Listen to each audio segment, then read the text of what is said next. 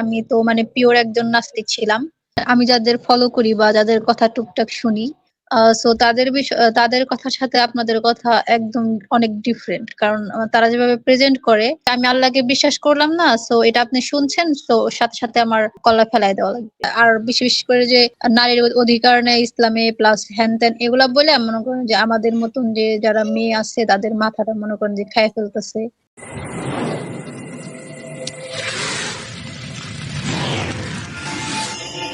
মেহেরুন্নেসা, আপনি যুক্ত হয়েছেন, আপনি কি শুনতে পাচ্ছেন আমাদেরকে?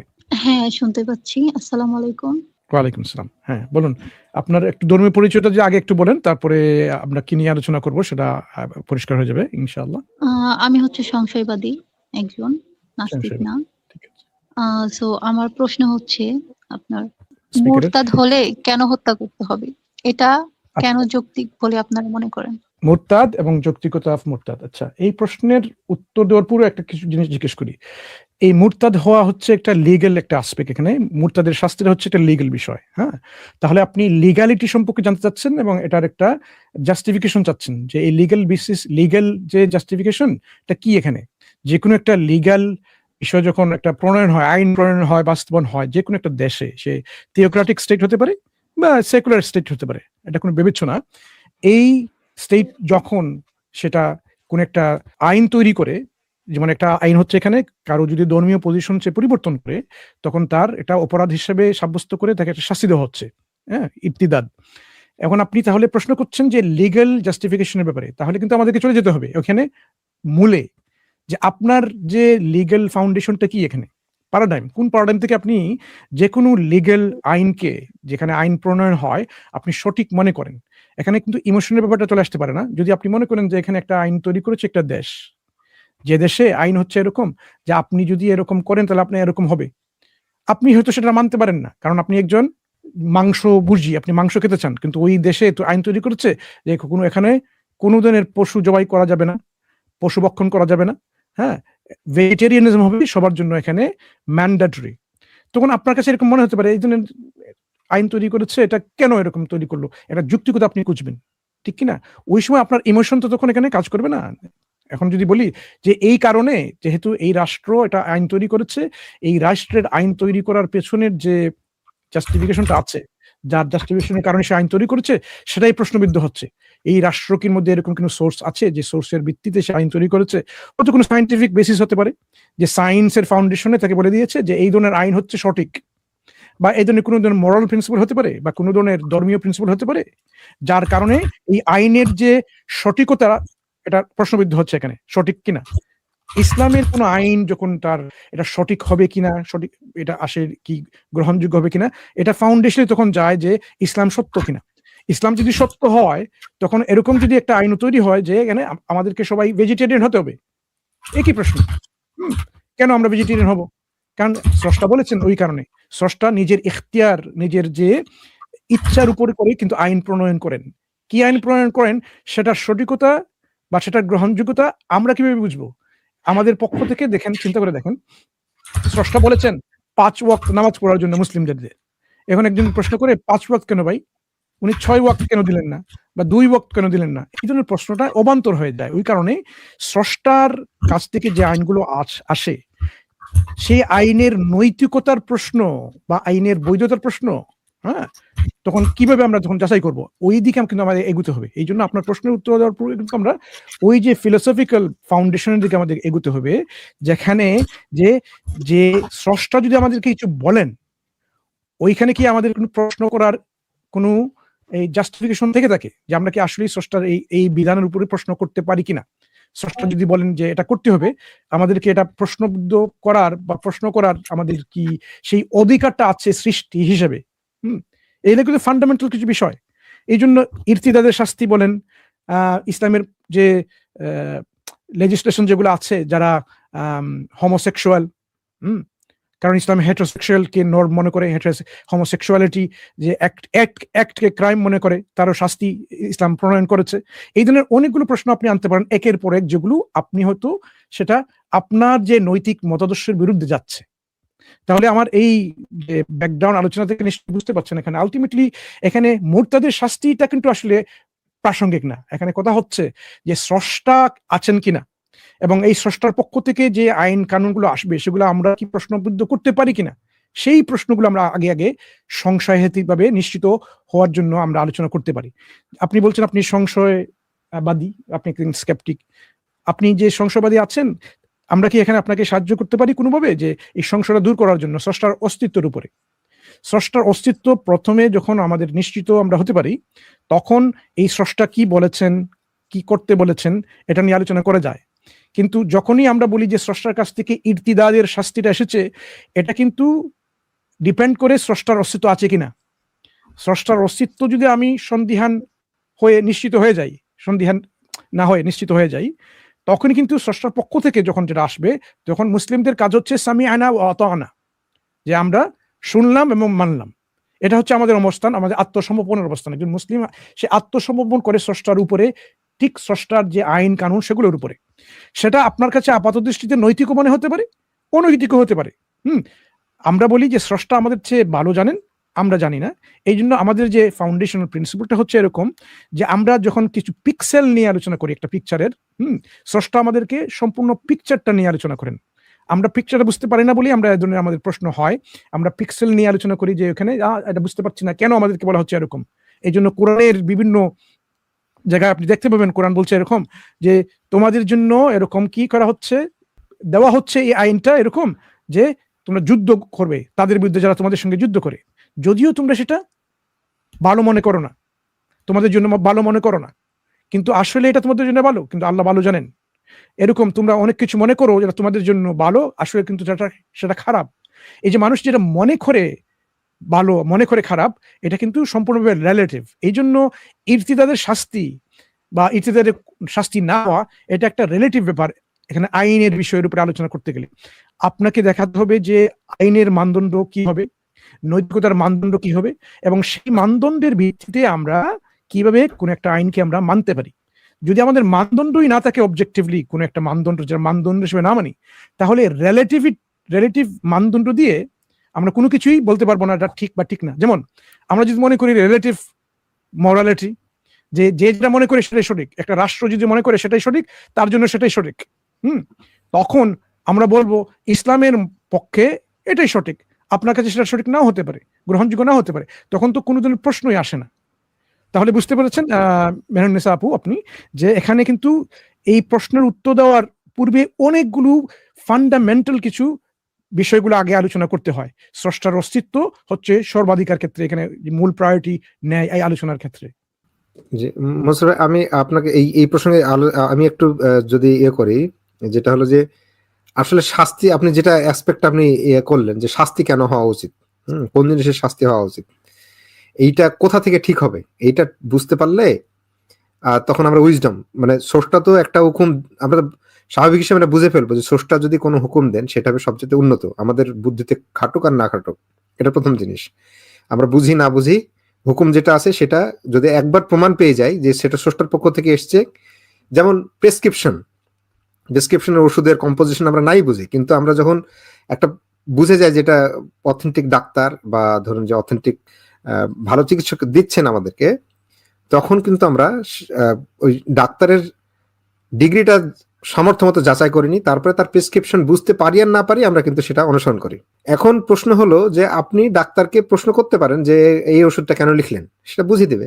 সেক্ষেত্রে আমরা সেই হিসাবে সেইটা আমাদের জ্ঞান থাকতে পারে সেটা বোঝার, আমাদের সেই জ্ঞান বোঝার নাই থাকতে পারে। তবে আমরা এটুকু বুঝতে পারি যে পৃথিবীর অন্যান্য সিস্টেমে যেভাবে কোনো কেউ বিদ্রোহ করলে বা কোনো সমাজে বিশৃঙ্খলা সৃষ্টি করলে সামাজিক যে রাষ্ট্র ব্যবস্থা একটা তার সেটাকে প্রতিরোধ করার যে ব্যবস্থা থাকে, সেই ব্যবস্থা কোনোভাবে অন্যায় কিছু না, সেটা বৈধ একটা জিনিস। এখন কোন সমাজে কিভাবে হবে না হবে সেইটা আমাদেরকে পুরো ব্যাপারটা দেখে তবেই আলোচনা বুঝতে হবে। তো মনসুর ভাই কথা এটাই বলছিলেন যে আমাকে পুরো জিনিসটা স্রষ্টার ব্যাপারটা বুঝতে হবে, তারপরে স্রষ্টার পক্ষ থেকে এসছে কিনা।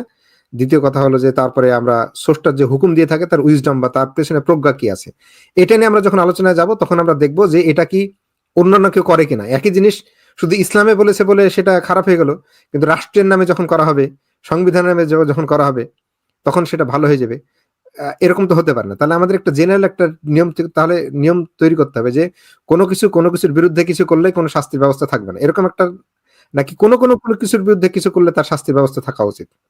এখন পৃথিবীতে যত রকম শাস্তির ব্যবস্থা আছে তার মধ্যে ইসলামের যে শাস্তির ব্যবস্থা, আল্লাহর যে বিধান, সেটা কতটা উন্নত এবং কেন মানবিক, সেইটা নিয়ে আমরা আলোচনা করতে পারি যে এই প্রসঙ্গে। আচ্ছা, এখানে দেখেন আমি সংক্ষেপে তাহলে উত্তরটা দিচ্ছি, তাহলে আমার আমার মনে হয় মেহেরুন্নিসা আপুর জন্য সহজ হবে।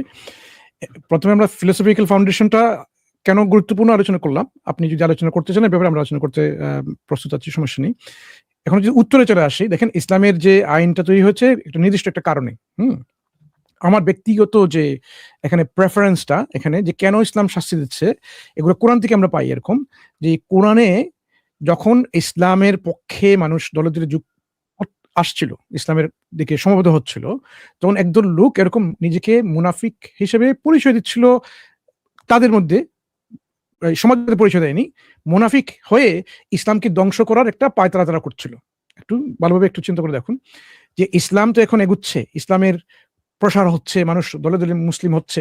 এই ইসলামকে কিভাবে প্রতিহত করা যায়, ইসলামকে কিভাবে বিরত রাখা যায়, কিভাবে ইসলামকে একটা হোল্টে নিয়ে আসা যায়, যার জন্য একটা তার বিভিন্ন প্রচেষ্টা চালিয়ে যাচ্ছিল। তার মধ্যে একটা হচ্ছিল এরকম, ঠিক আছে আমরা কি করি, এই সকালবেলায় আমরা বলবো আমরা মুসলিম হয়ে গেছি, এবং বিকাল বেলায় আমরা বলবো আমরা ইসলাম ত্যাগ করেছি। আরে ইসলাম থেকে তোমার কিছু না, এটা আমরা গ্রহণ করেছিলাম, কিন্তু কি হলো এখানে, এটা তো আমাদের জন্য না, এটা তো ইসলাম, এটা কোনো বুঝতে পারছি না, এটা কোনো ধরনের মিনিং দিচ্ছে না, এখানে বৈপরীত্য আছে বা এই যে একটা তাদের মতলবটা ছিল এখানে, যে প্রতারণামূলক একটা অবস্থান। যে ঠিক যেভাবে আমরা আমাদের নাস্তিকরা এখন করছে, যে আমি মাদ্রাসা পাশ করে এখন বেরিয়েছি, আমি এখন বুঝতে পারছি ইসলাম সঠিক নয়, তাহলে আপনারা কেন ইসলাম গ্রহণ করবেন? ঠিক এরকম একটা ঐতিহাসিকভাবে কোরআনের ভাষ্য অনুযায়ী আমরা দেখি যে তারা কি করে বলে, সকালবেলা আমি মুসলিম, আমি বিকালবেলা তারা বলবে যে আমি ইসলাম থেকে চলে গেছি। এইরকম যদি হয়, তখন জনমনে কি হবে, যারা বেশি জানে না, বুঝে না, বুদ্ধি খাটায় না, তাদের মধ্যে একটা প্রতারণামূলক একটা প্রভাব পড়ে যাবে, তারা একটা সন্দেহের মধ্যে পড়ে যাবে যে আসলে তো ইসলামে ঠিকই তারা প্রবেশ করেছে, কিন্তু আবার ইসলাম থেকে চলে গিয়েছে। তার অর্থ হলো ওরা ইসলামে প্রবেশ করে দেখেছে যে ইসলাম আসলে তেমন গ্রহণযোগ্য তেমন কিছু না। এই ধরনের যে একটা মুনাফিকতা, ওটাকে বন্ধ করার জন্য এরকম কিছু একটা আইন তৈরি করা হচ্ছে। তাহলে একটা জাস্টিফিকেশন পেলেন যে আপনি ইসলাম গ্রহণ করলে আপনাকে কিন্তু এভাবে ইসলাম থেকে আপনি সরে যেতে পারবেন না, কারণ এটা একটা শাস্তি হবে। তখন কেউ এরকম নিজে থেকে এরকম ইসলাম গ্রহণ করবে না। কখন গ্রহণ করবে? যখন সে সম্পূর্ণভাবে নিশ্চিত হয়ে যাবে যে এটাই হচ্ছে সত্য। চিন্তা করে দেখুন, যখন এই আইনটা এরকম হলো যে আপনি ইসলাম গ্রহণ করলে, আপনি যদি ইসলাম ত্যাগ করেন ওই কারণে, তখন আপনার শাস্তি হবে এরকম।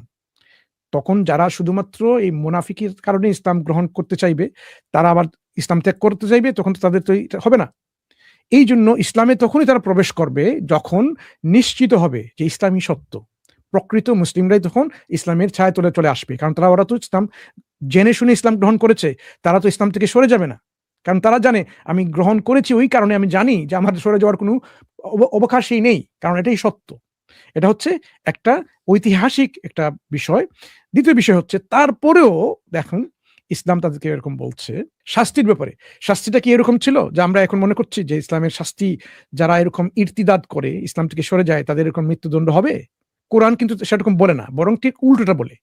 কোরআনের অনেকগুলো আয়াত এরকম আছে যে যারা ইসলাম এনেছে তারপরে ইসলাম থেকে বিচ্যুত হয়েছে, অর্থাৎ কুফরি করেছে, ইসলাম থেকে সরে গেছে, তারপরে আবার ইসলাম এনেছে, তারপরে আবার কুফরি করেছে, তাদের জন্য অনেক অনেক বড় ধরনের কি রয়েছে, শাস্তি রয়েছে। চিন্তা করে দেখুন, ইসলাম থেকে বিচ্যুত হওয়ার শাস্তি যদি এরকম হয়, মৃত্যুদণ্ড, তাহলে এই কোরআনের আয়াতটা এখানে কিভাবে প্রযোজ্য হবে? কারণ কোরআন বলছে যারা ইসলাম গ্রহণ করেছে, তারপরে ইসলাম থেকে সরে গেছে, কুফরি করেছে, তারপরে আবার ইসলাম গ্রহণ করেছে, তারপরে আবার কুফরি করেছে। এখন তারা যদি ইসলাম থেকে সরে গেলে যদি তাদের মৃত্যুদণ্ড হয়ে যায়, তাহলে আবার ইসলাম গ্রহণ করার সুযোগটা আসে কিভাবে? কারণ তারা তো মৃত্যুদণ্ড পেয়ে যাবে। এই জন্য এই আয়াতটাই প্রমাণ করে যে কোরআনে এরকম কোন শাস্তি উল্লেখ নেই যে শাস্তি হবে এরকম যে ইসলাম ত্যাগ করার, শুধুমাত্র ধর্ম ত্যাগ করার কারণেই তার শাস্তি মৃত্যুদণ্ড হবে। সুতরাং আমরা তখন যাব যে হাদিস শরীফে যে এসেছে যে মান বাদ্দালা দীনাহু ফাকতুলু, যে এই ধর্ম পরিবর্তন করে, বাদল করে, তার শাস্তি হবে এরকম।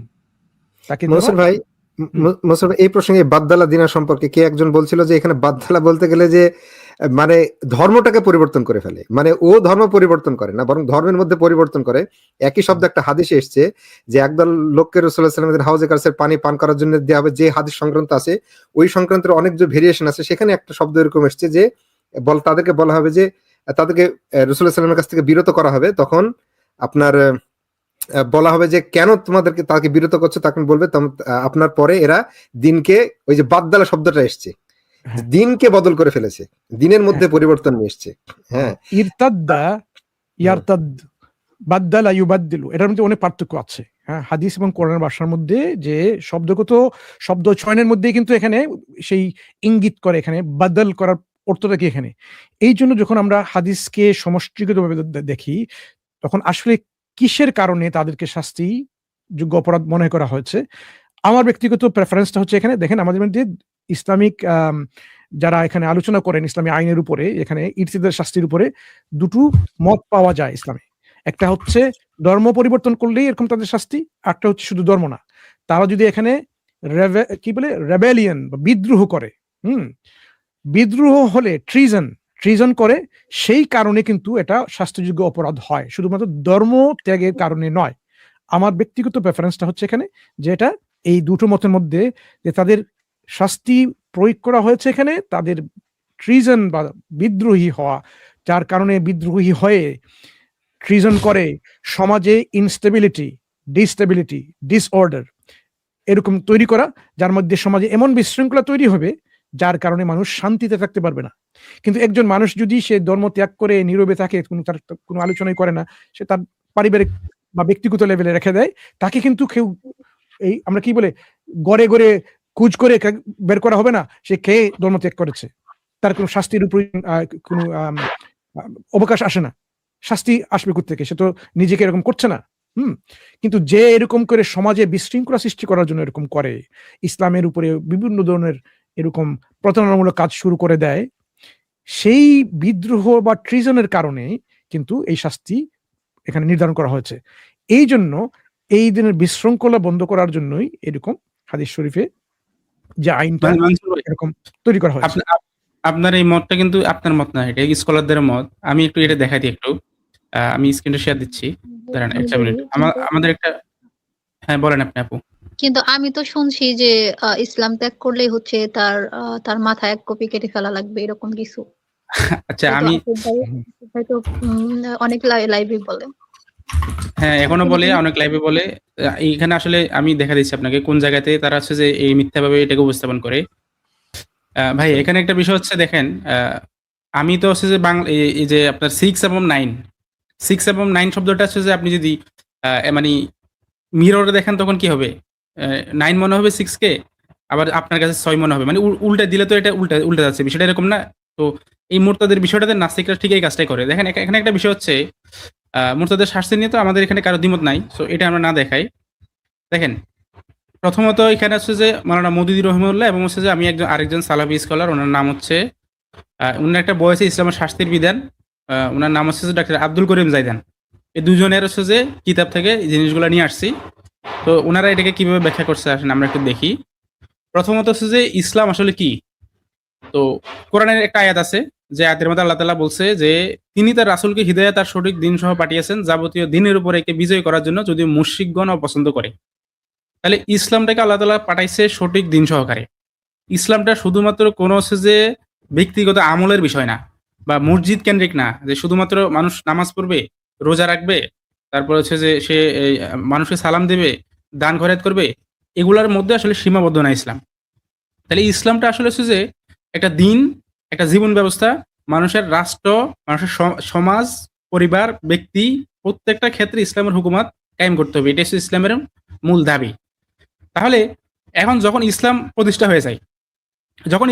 হয়ে যায় তখন কি হয়, এখানে আসেন মাওলানা মওদুদী রহিমাহুল্লাহ এই কারণে কি বলছে, উনি বলতেছে দেখেন শুধু ধর্ম এবং ধর্মীয় রাষ্ট্রের মৌলিক পার্থক্য, আমি ওটা এখানে লেখা হয়নি বলে, আচ্ছা তো উনি এখানে লিখতেছে কি শুধু ধর্ম এবং মৌলিক রাষ্ট্রের পার্থক্য। তাহলে দেখেন ধর্ম থেকে আর হচ্ছে যে এই ধর্মীয় রাষ্ট্রের পার্থক্য উনি আলাদা করে বলছে। অর্থাৎ ধর্মীয় রাষ্ট্র একটা আর ধর্ম আর একটা জিনিস। তো কিভাবে করছে দেখেন, মুরতাদের শাস্তি মৃত্যুদণ্ডের ব্যাপারে আপত্তিকারীদের যেসব দলিল প্রমাণ আমি উপরে বর্ণনা করেছি এবং তাদের জবাবে আমার তরফ থেকে যেসব দলিল পেশ করেছি সেই সবের তুলনামূলক পর্যালোচনা করা হলে যে বিষয়টি স্পষ্ট হয়ে ওঠে তা হলো মুরতাদের সাজা সম্পর্কে বিরুদ্ধবাদীরা যত আপত্তি উত্থাপন করেছেন তা কেবল একটি ধর্মের দৃষ্টিভঙ্গিতেই করেছেন।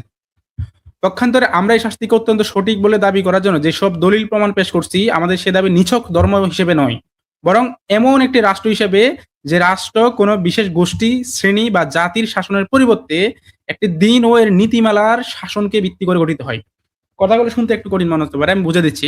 মাওলানা মতিউর রহমানুল্লাহর এখানে যে কথাগুলা এর মূল ভাবটা কি, উনি এখানে যেটা বোঝাতে চাইছেন সেটা হচ্ছে মুরতাদের শাস্তিকে যদি আমরা শুধুমাত্র কেউ একজন ব্যক্তি ধর্মত্যাগ করে ফেলছেন আর এই কারণে তাকে মেরে ফেলা হয়েছে, বিষয়টা এইভাবে দেখলে এটা ভুলভাবে উপস্থাপিত হয়। আর আরেকটা কথা বলে রাখি, দেখবেন এই যে আপনি যার কাছ থেকে শুনে আসছেন, যে ব্যক্তির কথা এখন বললেন, তার লাইভে দেখবেন মাওলানা মতিউর রহমানের একটা তাফসির আছে তাফহিমুল কোরআন। এই তাফহিমুল কোরআন থেকে তার পক্ষে যায় এরকম একটা রেফারেন্স আছে, সেই রেফারেন্সটা দিয়ে সে কিন্তু তখন বলে প্রখ্যাত স্কলার মাওলানা মতিউর রহমানুল্লাহ, উনি কি মানে আপনাদের সাথে উনি কম জানতেন, এভাবে বলে। তো আজকেও আমরা প্রশ্ন করতেছি যে মাওলানা মতিউর রহমানুল্লাহর সাথে কি এসব হচ্ছে যে ওই চিপা চাপার মুফতিরাই কি বেশি জানে? আচ্ছা আসেন এখন এখানে উনি যেটা বুঝেছেন তাহলে দেখেন। এরপর হচ্ছে যে মতিউর রহমানুল্লাহ স্পষ্ট করে বলছেন যে ইসলাম শুধুমাত্র একটা ধর্ম নয়, বরং এটা হচ্ছে একটা পূর্ণাঙ্গ জীবন ব্যবস্থা এবং একটা রাষ্ট্রীয় কাঠামো। তাহলে যে আল্লাহর দিন ও নীতিমালার ভিত্তিতে গঠিত হবে, যেটা মানে যে রাষ্ট্রটা, ইসলামী রাষ্ট্রটা কিসের উপর ভিত্তিতে গঠিত হবে? আল্লাহর যে দিন দিয়েছেন আমাদেরকে সেটার আলোকে, মানে ইসলামের যে নীতিমালা কোরআন হাদিসের আলোকে, ইসলামিক কিয়াসের মাধ্যমে সেটার আলোকে গঠিত হয়। যেমন ডেমোক্রেটিক রাষ্ট্র কিভাবে গঠিত হবে, যে সেকুলারদের আদর্শ নিয়ে, ধরেন সেকুলার ডেমোক্রেটিক যদি হয় তাহলে সেখানে কিভাবে গঠিত হবে, যে তারা হচ্ছে যে জনগণের মতামতের ভিত্তিতে একটা সরকার গঠন করলো, এরপর তারা সেকুলার আদর্শ দিয়ে আসছে যে একটা মানে রাষ্ট্রের সংবিধান তৈরি করলো। তাহলে এখন এই সেকুলার রাষ্ট্রটা যখন তৈরি হয়, তখন যদি কেউ গিয়ে বলে যে আমি এই সেকুলার রাষ্ট্রকে বা এই সেকুলার রাষ্ট্রের ভিত্তিকে সংবিধানকে আমি অস্বীকার করলাম, আমি এটাকে স্বীকার করে নাই, এটার বিরুদ্ধে আমি অবস্থান করলাম, তাহলে সেকুলার রাষ্ট্র তো তার বিরুদ্ধে ব্যবস্থা নিবে, যেটা আমি একটু পরে দেখাবো, একেবারে রেফারেন্স সহকারে রাষ্ট্রের যে সংবিধান থেকে দেখাবো। এখন এই যে এখানে যে সেকুলার রাষ্ট্র, এটা যেরকম একটা কি জীবন ব্যবস্থা, ইসলামও ঠিক একই রকম একটা জীবন ব্যবস্থা। তো সেকুলারিজমকে যখন আপনি অস্বীকার করতেছেন, এটা যেরকম রাষ্ট্রদ্রোহিতা হচ্ছে, ঠিক একইভাবে ইসলামকে যখন আপনি অস্বীকার করতেছেন, এটা তখন রাষ্ট্রদ্রোহিতা হচ্ছে। এই জিনিসটা আমি আরো একটু স্পেসিফিক বুঝাই। সেটা হচ্ছে দেখেন, মানে এই যে আমরা যদি ইসলামকে যখন শুধুমাত্র ধর্ম নয় বরং একটা হচ্ছে যে জীবন ব্যবস্থা, দিন হিসেবে দেখবো, তখন হচ্ছে যে মুরতাদ হওয়ার মানেটা কি হয়ে যায়। তখন মুরতাদ হওয়ার মানে শুধুমাত্র আমার যে বিশ্বাসটা ছিল এটাকে ত্যাগ করা নয়, তখন মুরতাদ হওয়ার হচ্ছে যে কি ইসলামী রাষ্ট্রের আদর্শিক ভিত্তিকে প্রত্যাখ্যান করা। তার মানে সেই ইসলামী রাষ্ট্রের যে মেইন ভিত্তিটা আছে সেটাকেই সেই অস্বীকার করতেছে যখন সে ঘোষণা দিচ্ছে মুখে যে আমি ইসলামকে ত্যাগ করলাম। এবং হচ্ছে যে রাষ্ট্রের প্রতি যে আনুগত্য, বাংলাদেশের বা যে কোনো রাষ্ট্রের যে সংবিধান থাকে, রাষ্ট্রের যে ভিত্তি থাকে, সেটার প্রতি কিন্তু নাগরিকদের আনুগত্য করতে হয়। আর আনুগত্য ভঙ্গ করলে তাদেরকে রাষ্ট্রদ্রোহিতার শামিল বলে গণ্য করা হয় এবং তাদেরকে শাস্তির আওতা নিয়ে আসা হয়। এবং এখানে আর একটা পয়েন্ট হচ্ছে যে রাষ্ট্রীয় শৃঙ্খলা ও নিরাপত্তার বিরুদ্ধে অবস্থান নেওয়া। যখন কেউ মানে রাষ্ট্রকে অস্বীকার করে ফেলে বা রাষ্ট্রের ভিত্তিকে, সংবিধানকে অস্বীকার করে ফেলে, তখন তো এই কাজগুলাই হয়। সুতরাং মুরতাদের শাস্তি দিনভিত্তিক রাষ্ট্র ব্যবস্থার বিরুদ্ধে রাষ্ট্রদ্রোহিতের প্রেক্ষাপটে বিবেচিত হয়। এই কারণে মতিউর রহমানুল্লাহর মতে ধর্মীয় রাষ্ট্রের দৃষ্টিতে শাস্তি যুক্তিসঙ্গত ও ন্যায়সঙ্গত। সংক্ষেপে বলা যায়, আমি এটা না বলি। তারপর দেখেন এরপর আছে আব্দুল করিম জাইদেন, উনি হচ্ছে যে ওনার একটা বই ইসলাম শাস্তির বিধান, দেখেন উনি 67 নম্বর পেজের মধ্যে উনি এখানে উপস্থাপন করছে। তাহলে মুরতাদকে অবশ্যই প্রকাশ্যভাবে ইসলাম ত্যাগের ঘোষণা দিতে হবে, যেটা একটু মানসুর ভাই বললেন, যে কোনো একজন ব্যক্তি ইসলাম ত্যাগ করলো বাট সে মনে মনে যে এটাকে রাখলো, তাহলে তো আর কেউ জানলো না, তাহলে তো তার মুখ থেকে আপনার হচ্ছে রাষ্ট্রের ভিত্তি যে মানে আনুগত্য লঙ্ঘন হচ্ছে, রাষ্ট্রের ভিত্তির বিরুদ্ধে অবস্থান বিদ্রোহ হচ্ছে, বা সে রাষ্ট্র শৃঙ্খলার বিরুদ্ধে হচ্ছে যে কি আপনার হচ্ছে যে অবস্থান নিচ্ছে, এই জিনিসগুলো তার মানুষ জানতে পারলো না, তাহলে তার তো কোনো শাস্তি এখানে প্রশ্নই আসে না। তাহলে তাকে প্রথমত প্রকাশ্যভাবে ঘোষণা দিতে হবে। এবং এরপরে দেখতেছে উনি বলছে কি দেখেন, সুতরাং তার ইসলাম ত্যাগের ঘোষণা করাটাই আর এক অপরাধ। মানে সে এখন আমি যদি বলি যে আমি একটা সেকুলার রাষ্ট্রে বসবাস করতেছি, আমি যদি বলি যে আমি সেকুলারিজমকে প্রত্যাখ্যান করলাম, এই রাষ্ট্রকে, এই রাষ্ট্রের সংবিধানকে আমি প্রত্যাখ্যান করলাম, তাহলে আমি ঘোষণা করাটা একটা অপরাধ। এখন আমি যদি না বলি, কেউ জানলো না, সে কারণে যেহেতু অপরাধটা লুকায়িত, সে কারণে কেউ জানলো না, শাস্তির প্রশ্ন আসে না। কিন্তু আমি যখন এটাকে ঘোষণা দিলাম, তখন কি হলো?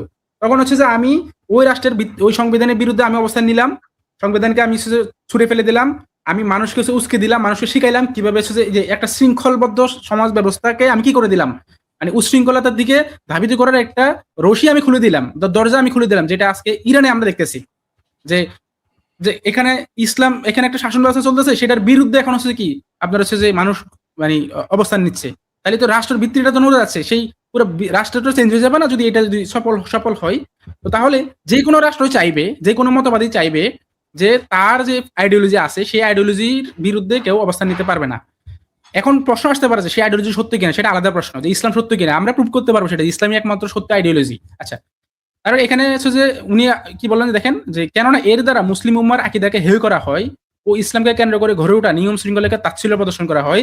এছাড়া তার ইসলাম ত্যাগে মুনাফিকদের কপটতা বেড়ে যায়, সর্বত্র ইসলামের বর্জন চর্চা হতে থাকে ও মুনাফিকদের কপটতা প্রকাশ স্বরূপ লাভ করে। তদুপরি তাদের আকীদার সাথে দুর্বল আকীদার সংমিশ্রণে সমাজে সন্দেহের দানা বেঁধে ওঠে।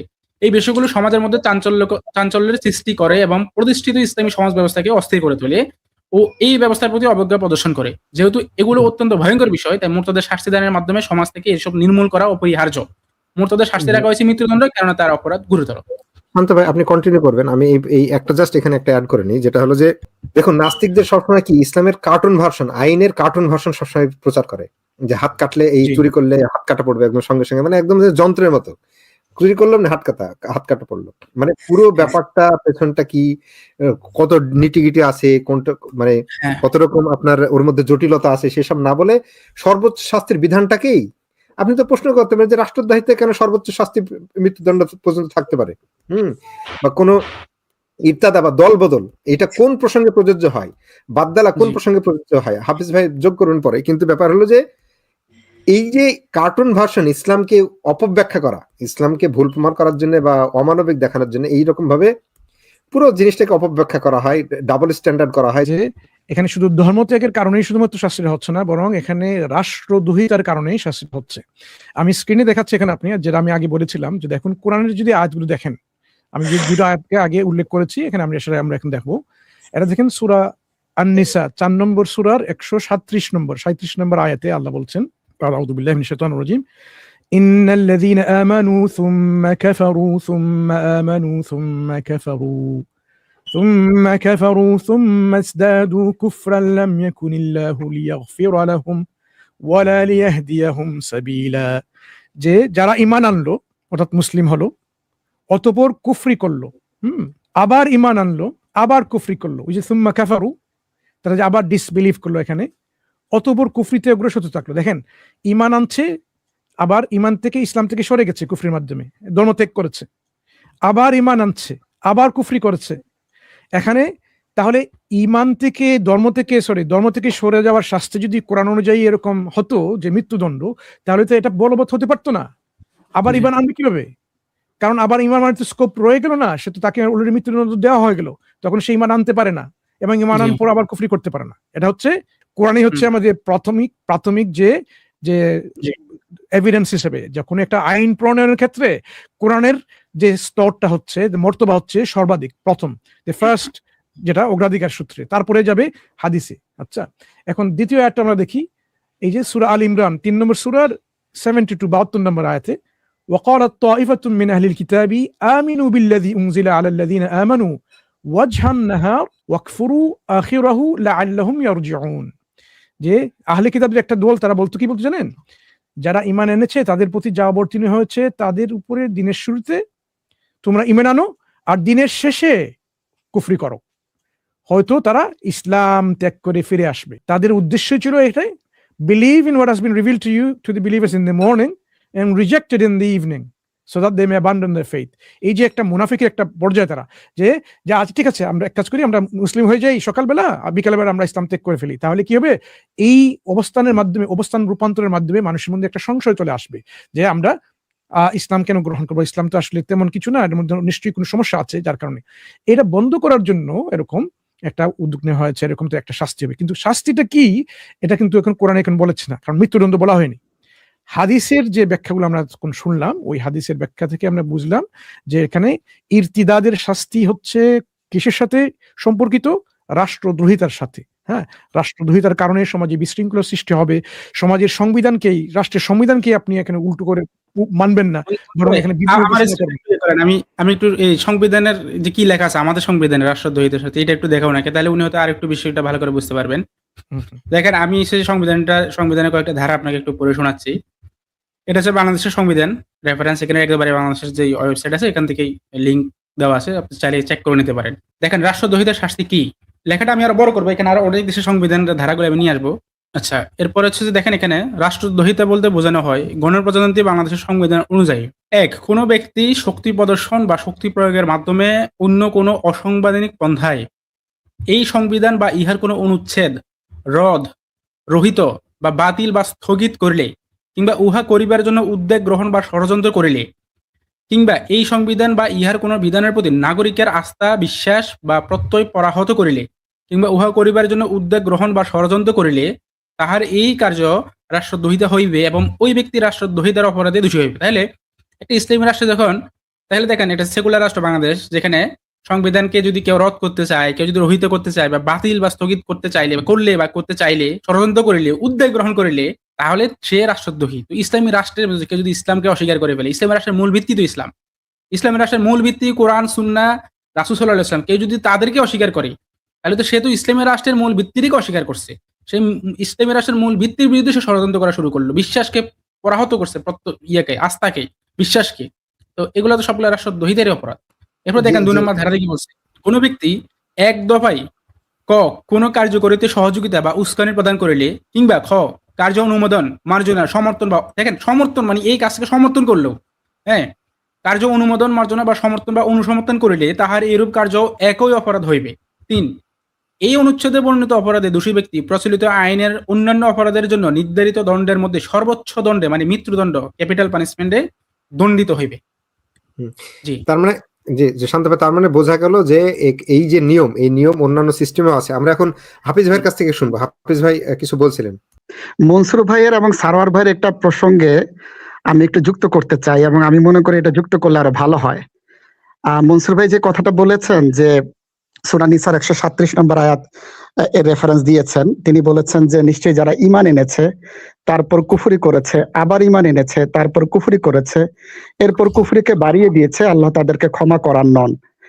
তো এই আয়াতটিতে মেহরিনিসা আপুর উদ্দেশ্যে আমি বলতে চাই, দেখেন এখানে কিন্তু কয়েকবার ঈমান গ্রহণ করা এবং বর্জন করার বিষয়টা এসেছে। তা আরবিতে একটি বিষয় আছে, যেমন আরবিতে নাজালা, আনজালা, নাজ্জালা এই 3টি শব্দ রয়েছে। নাজালা, আনজালা এবং নাজ্জালা। আগে আনজালা এবং নাজ্জালা শব্দের মধ্যে পার্থক্যটা বুঝে নেন। আনজালা শব্দের অর্থ হচ্ছে একবারে নাজিল হওয়া, যেমন আমরা কিন্তু বলি যে কোরআন মাজিদ লাউহে মাহফুজ থেকে প্রথম আসমানে নাজিল হয়েছে, হ্যাঁ, তো সেই জায়গায় কিছু স্কলারগণ বলেন আনজালা শব্দ ব্যবহার করা হয়েছে।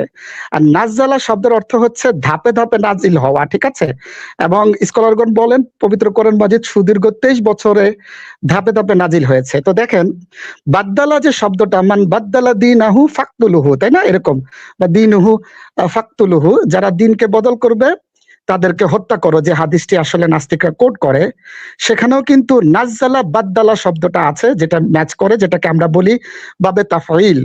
তো বাবে তাফঈলের একটি বৈশিষ্ট্য হচ্ছে ধাপে ধাপে হওয়া, হ্যাঁ, এবং বারবার হওয়া। যেমন আল্লামা, আলিমা শব্দের অর্থ হচ্ছে শিখিয়ে দেওয়া। আপনি বললেন যে ইয়েটা কোথায়, গুলিস্তানটা কোথায়, তো সে বললো সোজা গিয়ে ডানে, এটা কিন্তু আপনাকে শিখিয়ে দিল।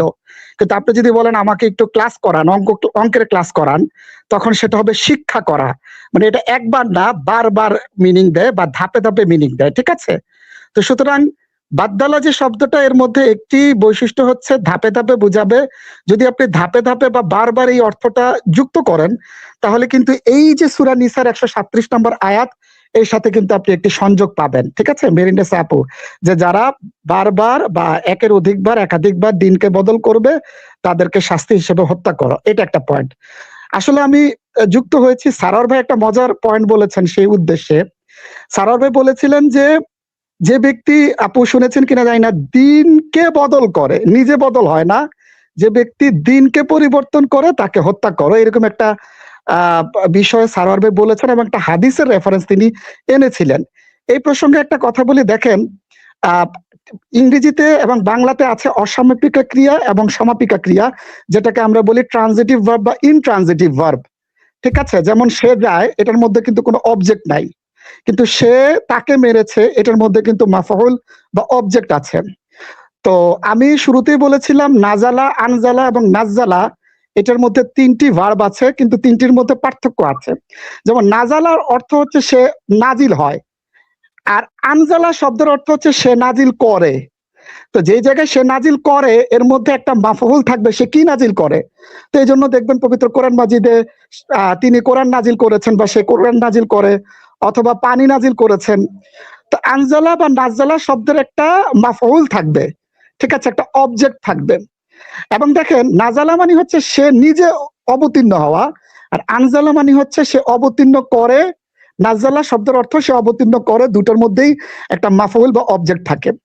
এখন মান বাদ্দালা দিনা হয়ে যে বাদ্দালা যে শব্দটা, এই শব্দটারও একটা যদি আমরা এভাবে দেখি এটারও কিন্তু অবজেক্ট থাকবে, যেটাকে আমরা বলি মাফউল।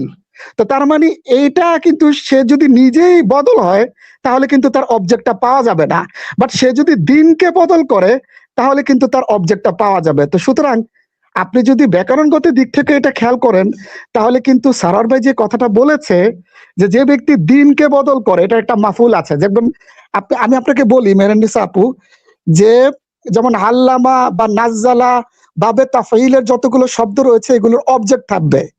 হ্যাঁ, এখন যদি আপনি বাদ্দালা শব্দের অর্থ নিজে বদল করে ধরেন তাহলে এটার অবজেক্ট কোথায়? অবজেক্ট খুঁজে পাবেন না। আর যদি ধরেন দিনকে বদল করে তাহলে অবজেক্ট খুঁজে পাবেন। অবজেক্ট হচ্ছে দিনকে, কাকে বদল করে, কোন জিনিসটাকে বদল করে, দিনকে বদল করে, ঠিক আছে। তো সুতরাং সারার ভাইয়ের এই পয়েন্ট আসলে ইন্টারেস্টিং ছিল, এটা যুক্ত করার জন্য এইসব। হাফিজ ভাই, আমি হাদিসগুলো দেখছিলাম, একই রকম শব্দ কোথায় কোথায় হাদিসে আছে। ঠিক ওই যে যাদেরকে কিয়ামতের দিনে পানি পান করা থেকে বিরত রাখা হবে, যদিও রাসূলুল্লাহ সাল্লাল্লাহু আলাইহি ওয়াসাল্লাম বলবে যে কেন তাদেরকে বিরত রাখা হবে, তখন একই শব্দ আসছে। ওই হাদিসের ভার্সন একই রকম আছে, যারা বেদাত মানে দিনের মধ্যে বেদাত করে বা এই ধরনের পরিবর্তনের জিনিসটা আছে। তো হাদিসটা শুধু ওই শব্দগত না, হাদিসটারও আমার একটা প্রশ্ন আসলো। আরেকটা আমি দেখলাম যে ইব্রাহিম আলাইহিস সালামের ধর্মকে কে পরিবর্তন করেছিল, ওখানে কিন্তু একই রকম শব্দ এসেছে ধর্মকে বদল করে ফেলার ব্যাপারে। যখন ওই যে মূর্তি পূজা প্রথম নিয়ে আসলো যে বর্ণনাতে আছে, সেখানেও ওই একই রকম বদলের ব্যাপারটা আসছে, যে আসলে নতুন ধর্ম মানে সে ধর্ম তৈরি করছে না, ধর্মের মধ্যে সংযোজন করছে, বিয়োগ করছে বা করছে, পরিবর্তন করে ফেলছে, মানে ইসলামের অথেন্টিসিটিটাকে নষ্ট করে ফেলছে। যেটা হলো যে অন্যান্য আঙ্গিকে যেটা হলো যে মুরতাদের বা ইত্যাদের শাস্তি, সেটা যেটা প্রয়োগ করা হয়েছে সে সংক্রান্ত হাদিসগুলো দেখলে, তাদের কনটেক্সট গুলো দেখলে এবং তার প্রয়োগগুলো দেখলে বোঝা যায় যে এটা সহজ একটা ব্যাপার ছিল না।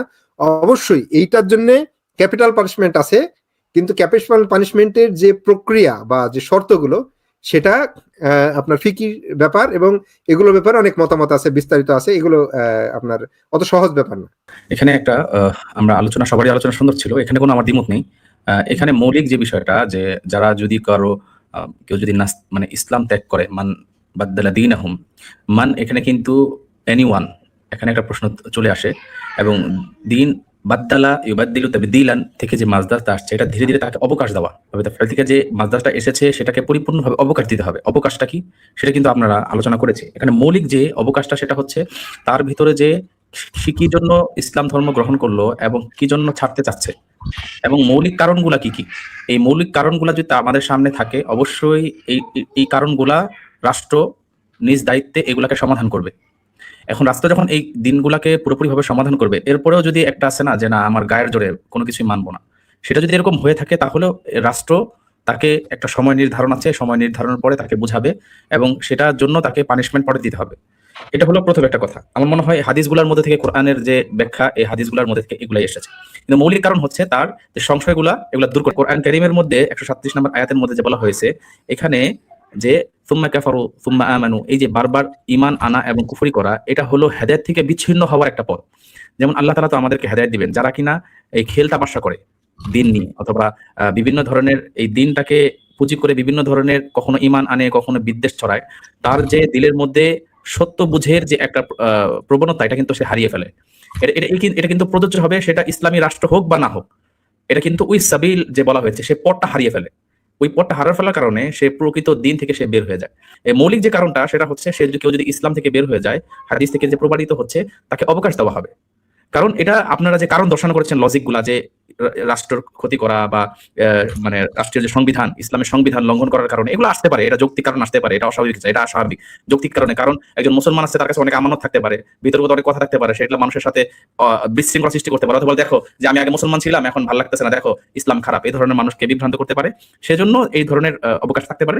কিন্তু ইসলামটাকে সরাসরি যে নস যেটা বলা হয়েছে সেটা আমার মনে হয় এই বিষয়ে তাকে অবকাশ দেওয়া, যদি সেই অবকাশের বোঝানোর পরেও যদি সে না মানে অবশ্যই তাকে রাষ্ট্র তাকে যে শাস্তি দিবে শাস্তি প্রয়োগ করবে। জাযাকুমুল্লাহ। আমি এই বিষয়ে বুঝতে পারছি, বাট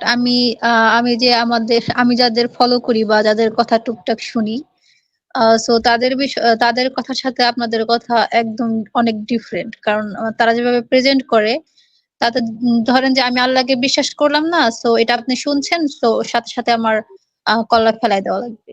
তো এইভাবে আমি শুনছি। এই ব্যাপারে আমি সাজ্জাদ ভাইয়ের সাথে কথাও বলছি, আর উনি আমার অনেক হেল্প করতেছে। সাজ্জাদ ভাই, আমি তো মানে পিওর একজন নাস্তিক ছিলাম, তো এখান থেকে হচ্ছে সাজ্জাদ ভাই অনেক অনেক অনেক বেশি হেল্প করতেছে।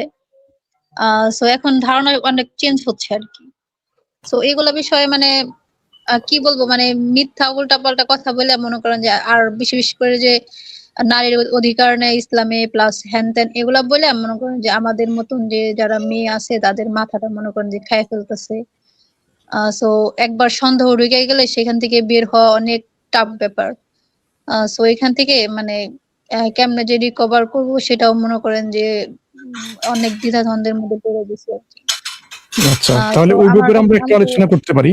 আপু দেখেন, আপনি যে কাজটা করতে পারছেন ওটা কিন্তু অত্যন্ত মহৎ একটা কাজে আপনি এগোচ্ছেন। এখন আমরা এই মুহূর্তে আপনাকে বলছি, দেখেন প্রথমত যে আপনি যে এই উদ্যোগটা নিচ্ছেন, যে যাচাই বাছাই করছেন যে আপনি আসলে প্রতারণার শিকার হয়েছেন কিনা, আপনি বুঝতে পেরেছেন যে একদল লোক এরকম প্রতারণা করে আপনাকে কোনো একটা অবস্থানে নিয়ে গেছে। এখন আপনার বর্তমান অবস্থান সম্পর্কে আপনি যদি জিজ্ঞেস করেন, আচ্ছা ঠিক আছে, আমি এই মুহূর্তে কি রিকভার করতে পারি কিনা, এটা নিয়ে আমরা আপনাকে একটু কিছু পরামর্শ দিতে পারি যে রিকভার করার জন্য কি কি প্রয়োজন আছে এখানে। যে আপনার যে সিনসিয়ারিটি, এটা কিন্তু এখানে অত্যন্ত একটা প্যারামাউন্ট গুরুত্বপূর্ণ, যে আপনি সিনসিয়ার থাকবেন। যে কোনো একটা বিষয়ে যদি আপনি জানতে চান, আপনি সিনসিয়ারলি সেটা জানবেন। সত্য যেখানে আছে সেটাই আপনি গ্রহণ করবেন। সত্য যদি এরকম হয় যে সত্য নাস্তিকতার মধ্যে আছে, সেটা আপনি গ্রহণ করবেন। এটা হবে একটা সিনসিয়ার একটা পদক্ষেপ। এবং সত্য যদি ইসলামের দিকে হয়, আপনি ইসলামের দিকে আবার ফিরে আসবেন। এই পদক্ষেপ যদি আপনি নেন সিনসিয়ারিটি দেখে, তখন আপনি দ্বিতীয় যে আপনার যে একটা ক্রাইটেরিয়া বলতে পারেন, যে আপনি একটা ফাউন্ডেশন একটা প্রিন্সিপাল আপনি তৈরি করবেন আপনার জন্য, যে আমি ক্রিটিক্যাল থিঙ্কিং করব। এখানে আমি শুধু ইমোশনের ভিত্তিতে, ইমোশনের বেসিসে আমি এগোবো না। আমি আপনার একটা কথা বলে রাখি, আমি হচ্ছে মানে বাংলাদেশে যত টপ লেভেলের নাস্তিক আছে সবার সাথে আমার অনেক ভালো সম্পর্ক। তো হচ্ছে ওইখানে মানে যতগুলো মেয়ে আছে, হ্যাঁ সবাই হচ্ছে মানে নাস্তিক হওয়ার প্রধান রিজন হচ্ছে আপনার এইসব বিষয়, যে কেন নবী এই 10টা 11টা বিয়ে করলো, কেন সে জোর করে এতগুলা দাসী রাখলো, কেন 6 বছরের মেয়ে বিয়ে করলো, কেন হচ্ছে একটা মেয়ে চাইলেই সেকেন্ড হাজবেন্ড রাখতে পারে না একটা ছেলের মতন। মানে এগুলা বিষয়ে তারা হচ্ছে এইভাবে নাস্তিক হয়েছে। হ্যাঁ, তো আমি যখন শুনলাম যে না এইসব বিষয়ে মানে আমার যখন তারা বললো, তো তখন আমি ভাবলাম যে এটা তো ঠিক বলতেছে। নাস্তিকরা তো আমার একটা মুসলিম ছেলের থেকে তো তারাই আমাদের ভালো বুঝতেছে। তারা মানে কেন 2টা বিয়ে করতে হবে, ছেলেরা কেন 2টা বিয়ে করবে, ছেলেদের তুলনায় তো মেয়েরা বেশি স্ট্রং, তো তাদের তো 2টা হাজবেন্ড রাখা উচিত, মানে এভাবে আমাদের বুঝাইতো না। তো তখন ভাবতাম যে ঠিকই তো আছে, তারা তো আমাদের ভালো চায়। তো মানে আরো অনেক কিছু বুঝাইতো, তারপর বললাম যে হ্যাঁ যদি আল্লাহ থাকে তো আমাদের উপর তো এরকম 2 নজর করতে পারে না যে মেয়েদের হচ্ছে জাস্ট বস্তাবন্দি করে রাখবে, ঘর থেকে বেরোলে সমস্যা হ্যান ত্যান, হাজবেন্ডের অনুমতি ছাড়া কোনো কারণে বেরোনো যাবে না, আর ছেলেদের পূর্ণ স্বাধীনতা আছে। সো তাইলে তো আল্লাহ নাই, মানে এভাবে আল্লাহর প্রতি অবিশ্বাস চলে আসছিল। বাট ওইখান থেকে মানে ওই মানে পয়েন্ট গুলা ধরে মানে আল্লাহ নিয়ে এরকম বিশ্বাস করতাম আর কি। যখন শান্ত ভাইয়ের সাথে কথা হয়েছে তখন উনি একটা একটা করে মানে অনেকগুলা মানে আমার অভিযোগ ছিল আর কি ইসলামের বিরুদ্ধে। সো একটা একটা করে প্রায় সবগুলাই ওনার কাছে জিজ্ঞেস করার পরে উনি আমার ব্যক্তিগতভাবে অনেক কিছু বুঝাইছে। সো ওইখান থেকে মানে সৃষ্টিকর্তার প্রতি আমার কোনো সন্দেহ নাই। এখন মনে করেন যে এই ইসলামের কয়েকটা বিষয়ে মানে মন থেকে একটু খটকা লাগে, ওইটা হচ্ছে আমি তা ওনার কাছে বলি, উনি আমার যতটুকু সম্ভব বোঝানোর হ্যাঁ, চেষ্টা করে। ঠিক আছে, বুঝতে পেরেছি। তাহলে ইসলাম স্রষ্টার উপরে আপনার কোনো সংশয় নেই, আলহামদুলিল্লাহ। এটা কিন্তু অত্যন্ত গুরুত্বপূর্ণ। যখন আপনি স্রষ্টার উপরে নিশ্চিত হয়ে যাবেন, তারপরে কিন্তু অনেকগুলো এটা কোহেরেন্টলি ফলো করবে, একটার পর একটাই ফলো করবে। ল আসলে এই লটা যে স্রষ্টার পক্ষ থেকে এসেছে কিনা সেটা প্রমাণ হয়ে যাবে। এখন আমরা যে যে এই মুহূর্ত পর্যন্ত আলোচনা করলাম যে ধর্মত্যাগের শাস্তিটা কি, কেন, এটা কি মানবিক বা না অমানবিক, আমরা যে আলোচনা করলাম এর উপরে আপনার মতটা কি? আপনি কি বুঝতে পেরেছেন কেন ইসলামে এই আইনটা তৈরি হয়েছে? আমি বুঝতে পারছি যে ধর্মত্যাগ করছে তো সাথে সাথে তার খুন করা লাগবে এরকম কিছু না। এগুলোর অনেক পর্যায় আছে। তো সে যদি এগুলার বিরোধিতা করে এবং সমাজে যদি প্রোপাগান্ডা ছড়ায় তো তারপরে এই ব্যাপারে সিদ্ধান্ত নেওয়া যেতে পারে। বাট হুট করে এরকম করা যাবে না আরকি। হ্যাঁ, এরকম করার কোনো বিধানই নেই এরকম। তাহলে ধর্মত্যাগের শাস্তি হ্যাঁ। তারা যেরকম আমাদের নাস্তিকরা বা ইসলামের সমালোচক যারা আছেন, যারা এরকম বলে বেড়ান, এরকম না। হ্যাঁ? ইসলামের কিছু নির্দিষ্ট কিছু আইন কানুন আছে ইসলামের রাষ্ট্রীয়ভাবে প্রয়োগের জন্য। সেই আইন কানুন যখন কেউ ভঙ্গ করে, যেমন ট্রাফিকের আইন যে কেউ যদি ভঙ্গ করে, তাকে তো যোগ্য একটা অপরাধের দিকে নিয়ে আসতেই হবে, যে আসলে সে আইন ভঙ্গ করে কি মানুষের বিপদ এর রিস্ক তৈরি করলো কিনা। আপনি গাড়ি উল্টো দিকে চালানো শুরু করলেন, এখানে আপনার এই কাজে কি হবে, একটা একটা এই ট্রাফিক, যেখানে একটা মোটরওয়ে বা হাইওয়েতে এরকম রাস্তার মধ্যে অনেক বিপদের সম্মুখীন হবে অনেক মানুষ। ঠিক তেমনি যখন ইসলামের একটা আইন ভঙ্গ করে কেউ, সেই আইন ভঙ্গ করলে এখানে জনগণের মধ্যে অনেকটা রিস্ক আসতে পারে, যে এখানে শান্তি শৃঙ্খলা নষ্ট হবে। এটি হচ্ছে আমাদের যে ব্যাখ্যাটা আমরা দিলাম। তাহলে আর আপনার আমার মনে হয় পরিষ্কার হয়েছে ইনশাআল্লাহ।